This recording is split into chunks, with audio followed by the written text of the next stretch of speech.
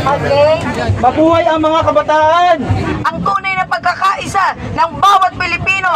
Reasonable ba na mag-people power para sa isang politiko?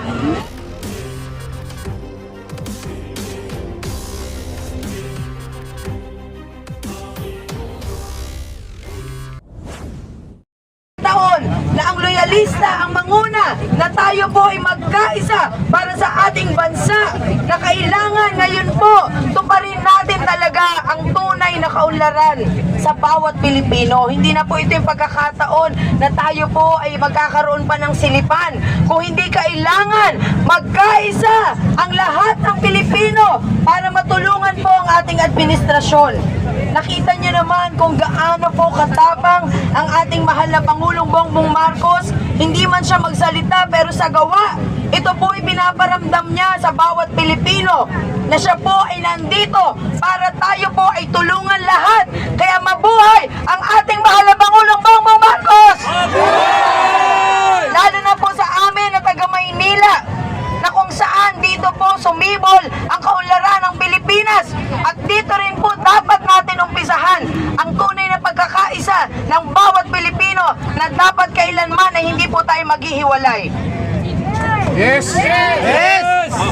Kaya unang-una sa lahat, maraming salamat po sa pag-imbita sa akin dito. Ang aking pong damdamin at puso ay umaapaw dahil ang pagmamalasakit ko po sa ating mahal na Pangulong Bongbong Marcos at lalo na po sa ating mga loyalista na ang pula ang siyang puso ng Pilipino.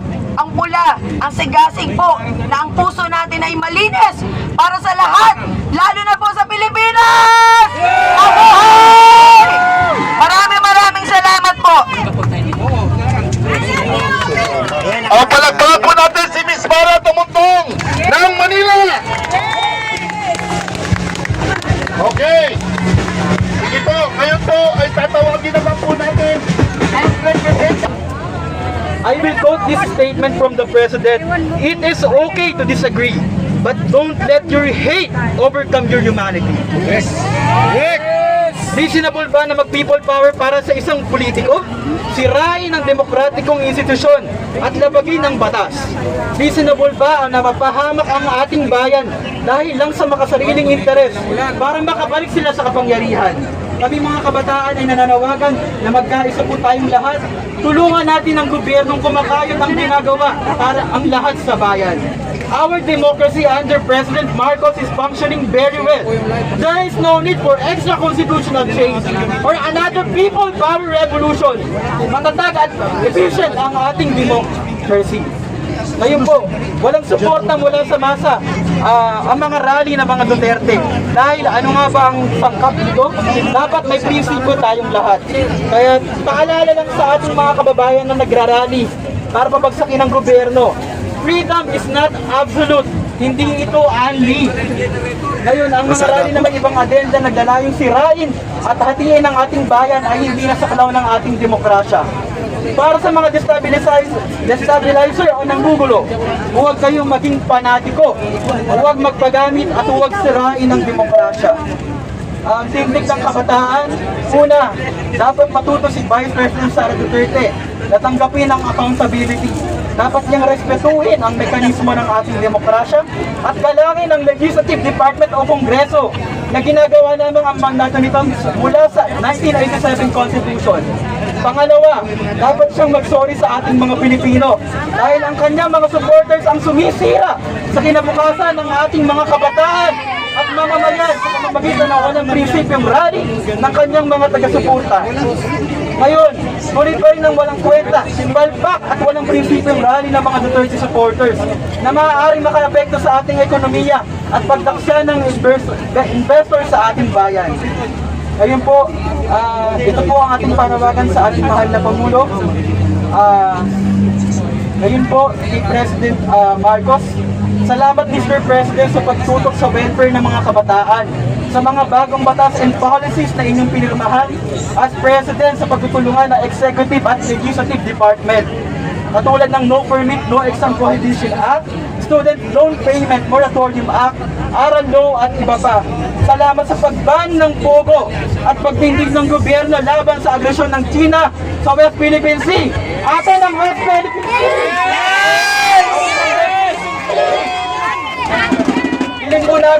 ikatlong pagkatagumpay ni Sir President, kasama ng mga iskolar ng bayan. Gagawin namin ang lahat at mag-aaral ng mabuti para makapagtapos ng pag-aaral at tulungan kayo na bumuo ng isang matatag at payapa na bagong Pilipinas. Ang pagkatagumpay ng isang bansa ay magsisimula sa ating mga kabataan. Ang tagumpay ng Marcos administration ay tagumpay ng ating republika. Tama ho ba? Tama! Tagumpay ng gobyerno ay tagumpay nating lahat.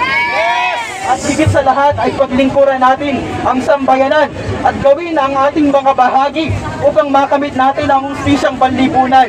Magkaisa tayong mga kabataang Pilipino at biguin ang tangkang sirain at mabagsakin ang ating estado para makamit natin ang kapayapaan. Ipakita natin ang lakas ng bayan para buklarin tayo sa ilalim ng bagong Pilipinas. Mabuhay ang mga kabataan! Mabuhay ang ating pamahalaan! Mabuhay ang ating mahal na Pangulong Bongbong Marcos! Lagi na para sa bayan at patuloy na maglilingkod sa sambayanan at masang Pilipinas. Maraming salamat po sa inyo. Palagpakan po natin ang sektor ng mga kabataan! BBM! BBM! Nais po namin ipabatid sa sambayanang Pilipino na ang mga taong lumahok po dito sa pagkakataong ito ay mga BBM solid supporters! Kami po ay nagkusang loob pumunta dito! Wala po itong pinayaran! Wala po dito hinakot! Kami po ay nagsasakripisyo at patuloy po naniniwala sa ating mahal na Pangulong Ferdinand Bongbong Marcos Jr. Ngayon, bago ko tawagin ang susunod na tagapagsalita, ay tayo po ay manalangin muna. At ito po ay kasama po sa ating programa sa ating Rally for Peace and Truth. At tawagin ko po si Reverend Teresita Joy Dr. Cruz of Christian International Missionaries. Excuse lang po, sir. Okay, next ba tayo ibuko at manalangin para sa peace and truth sa ating bansang Pilipinas. Pampinali kayo. Galingan nyo. Heavenly Father, we thank you for today. Na binigay mo ang panahong ito, Lord, na kami magkaisa, magdamayan, Panginoon, at kumalangin sa iyong sinasabi. Yan po yung invited ni Chairman. Napakada yung Philippine Chairman. Si Chairman po yung nag-invite niya. Sino po ka? Ano tinapasig natin? Ay ang halokan? Nandito tayo. Samahan mo mga Panginoon ang bansang Pilipinas, Lord, ay kapagkan mo pa tayo po. Lord, we thank you, God, na kami tinubog po sa gitna ng kahirapan, Panginoon.